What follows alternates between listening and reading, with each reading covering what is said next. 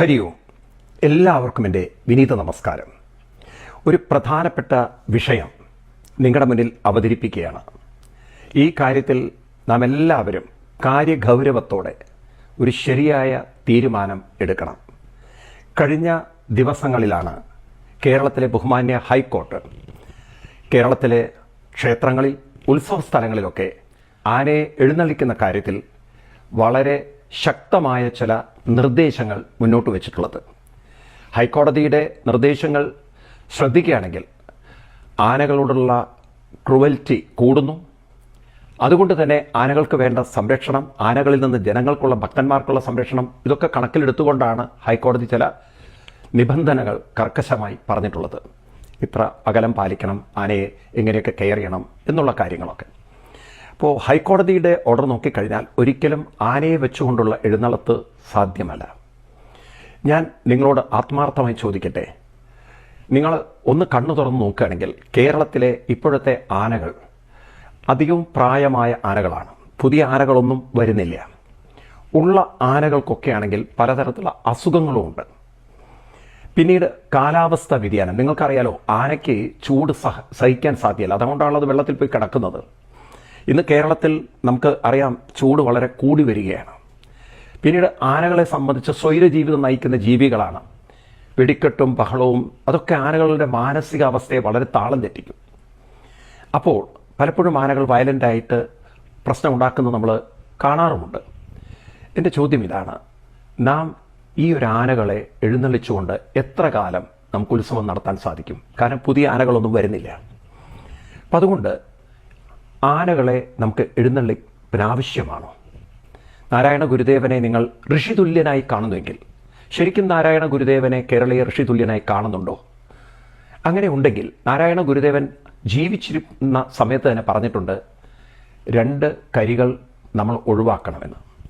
അത് സത്യവുമാണ്. അതിലൊരു കരി ആനയാണ്. നാരായണ ഗുരുദേവൻ്റെ വാക്കുകളെ നമ്മൾ ആദരിക്കുന്നുവെങ്കിൽ, അദ്ദേഹത്തിനെ അതാ വെറുതെ പ്രതിമ വെച്ച് പൂജിക്കാനാണ് നിങ്ങൾ ആഗ്രഹിക്കുന്നെങ്കിൽ അതിൽ തുടർന്നോളൂ. പക്ഷേ ആ മഹാത്മാവിനെ നിങ്ങൾ ഋഷിയായിട്ട് കാണുന്നുവെങ്കിൽ, ശരിക്കും അദ്ദേഹത്തിൻ്റെ വാക്കുകളെ നിങ്ങൾ വിലക്കെടുക്കുന്നുവെങ്കിൽ, ഇത് നമ്മൾ അനുസരിക്കേണ്ടതില്ലേ? കരി ഒഴിവാക്കേണ്ടതില്ലേ? അതേപോലെ തന്നെ കരിമരുന്ന്, അത് നമ്മൾ കാണുന്നുണ്ട്. പല ക്ഷേത്രങ്ങളിലും കരിമരുന്ന് എത്ര പേരുടെ ജീവനാണ് അപഹരിക്കുന്നത്. പണ്ടത്തെ കാലത്ത് തലശ്ശേരിയിൽ തന്നെ, നീലേശ്വരത്ത് തന്നെ നിങ്ങൾ കണ്ടില്ലേ? അപ്പോൾ നമ്മൾ ആനകളെ ഒഴിവാക്കിക്കൊണ്ട് എന്തുകൊണ്ട് നമുക്ക് രഥോത്സവങ്ങളാക്കിക്കൂടാ? ഓരോ ക്ഷേത്രങ്ങളിലും ചെറിയ ചെറിയ രഥങ്ങൾ ഉണ്ടാക്കിക്കൊണ്ട് വ്രതനിഷ്ഠയോടെ ഒരു ദിവസം വ്രതമെടുത്ത ആണുങ്ങൾ രഥം വലിക്കട്ടെ ക്ഷേത്രത്തിന് ചുറ്റും, അടുത്ത ദിവസം സ്ത്രീകൾ രഥം വലിക്കട്ടെ, ഒരു ദിവസം കുട്ടികൾക്ക്. 7 ദിവസം ഉണ്ടെങ്കിൽ 7 ദിവസവും രഥം വലിച്ചുകൊണ്ട് ഭഗവാനെ രഥത്തിലിരുത്തിക്കൊണ്ട്, അല്ലെങ്കിൽ ഭഗവതിയെ രഥത്തിലിരുത്തിക്കൊണ്ട് നമുക്ക് എഴുന്നള്ളിച്ചുകൂടെ? അങ്ങനെ ഒരു കാര്യത്തെക്കുറിച്ച് എന്തുകൊണ്ട് നമുക്ക് ചിന്തിച്ചുകൂടാ? കാരണം ഇപ്പോഴുള്ള ആനകൾ അതൊരു 5-10 വർഷം കഴിയുമ്പോഴേക്കും പ്രായമായാൽ, എഴുന്നള്ളിക്കാൻ പറ്റാതെ വന്നാൽ അന്ന് നിങ്ങൾ എന്ത് ചെയ്യും? അതുകൊണ്ട് ഇപ്പോഴേ നമ്മൾ ഇതിലൊരു മാറ്റം വരുത്തുകയല്ലേ നല്ലത്? ഈ കാര്യത്തിൽ ഹിന്ദു സമൂഹം ഉണർന്ന് ചിന്തിച്ചാൽ നമുക്ക് ഈ പ്രശ്നത്തിനൊരു പരിഹാരം കണ്ടെത്താം. അതുകൊണ്ട് ഗീതയിൽ കൃഷ്ണൻ പറയുന്ന പോലെ, അദ്വേഷ്ട സർവഭൂതാനാം, ഒരു ഭൂതത്തിനും, അതായത് ഒരു ജീവജാലത്തിനും വേദന കൊടുക്കാത്തതാവട്ടെ നമ്മുടെ ഉത്സവങ്ങളും ആഘോഷങ്ങളും ക്ഷേത്രവും. ഭഗവാൻ ശ്രീകൃഷ്ണൻ പറഞ്ഞിട്ടില്ല എന്നെ ആനപ്പുറത്ത് എഴുന്നള്ളിക്കണമെന്ന്. നേരെ മറിച്ച് ഭഗവാൻ കുവലയാപീഠത്തെ വധിച്ച കഥയാണ് ഭാഗവത്തിൽ പറയാനുള്ളത്. ഭഗവാൻ തന്നെയാണ് പറയുന്നത്, അദ്വേഷ്ട സർവഭൂതാനാം. ആർക്കും ഒരു വേദനയിൽ കൊടുക്കാത്ത ഒരു ആഘോഷങ്ങളാവട്ടെ നമ്മുടെ ആഘോഷം. ഇതൊക്കെ ആളുകൾ ഒരു കാലഘട്ടത്തിൽ അങ്ങോട്ട് ഉണ്ടാക്കിയെടുത്ത സംഭവങ്ങളാണ്, ആനപ്പുറത്ത് ഭഗവാനെ എഴുന്നള്ളിക്കണം എന്നതൊക്കെ.